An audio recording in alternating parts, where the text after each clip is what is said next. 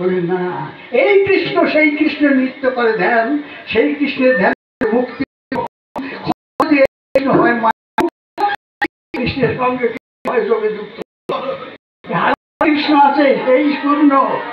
আমি তখন হয়ে তাকে বলেছিলাম তোমার ইঙ্গিতে যুদ্ধ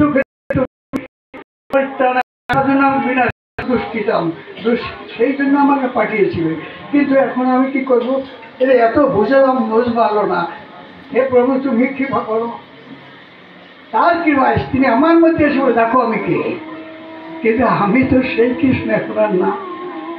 দেখিস, কৃষ্ণ পূর্ণ হয় যখন সাধনায় পরিপূর্ণ হয়, তখন সে পূর্ণ ব্রহ্ম। দেখ আমি কে? সাধন সেই কৃষ্ণ যখন আসে যে পূর্ণ হয়, সেই কৃষ্ণ না থাকে পূর্ণ হয় কি করে? এই হচ্ছে এক পদ। আর দ্বিতীয় প্রশ্ন,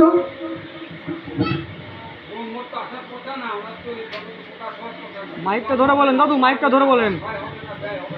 কোন জায়গায় আসে? তিনি জন্মাবে না, ক্ষয় হবে না, কোথায় আসে? বেদে শোনো, বেদে ব্রহ্ম নিরাকার। বেদে কখনো সাকার নির্ণয় করে না। তাই বেদের কথা শুনবো কেন আমরা?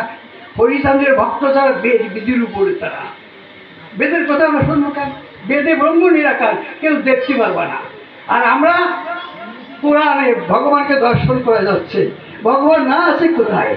হ্যাঁ, আমরা সেই দলে, আমরা বেদের দলে নাই। ওরাকান্দির ভক্ত যারা, মানে প্রকৃত ভক্ত যারা, বেদাতীত তারা, বেদের কর্ম আমরা করি না। এই জন্য বাবন দিয়ে আমরা কিছু করি না। এখন তো তোমরা করি, ওরা শপথ লাগায়, কিন্তু আসলে তো বোঝো না। তোমরা যার নাম করছিল সে কোন জায়গার মানুষ সে? হ্যাঁ, আমাকে বৈদিক ক্রিয়া ধুয়ে গেছে, আর ধুয়ে গেছে, গানে দিয়ে গাছ কত সে কালটা করো ঠিক, আমাকে বৈদিক ক্রিয়া নাই।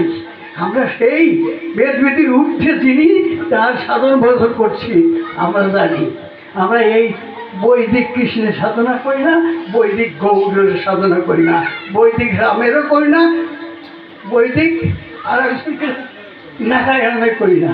ওটা হচ্ছে বিধি, ওনাকে বিধি আছে। আর হরিচন্দ্রের কোনো বৈদিক ক্রিয়া নাই, বেদাতীত।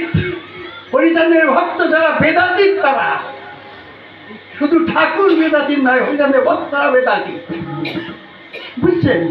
তাই দুটো কথা হয়ে গেল। আচ্ছা, আমি এটা গান গেয়ে যাই। জয় হরি বল।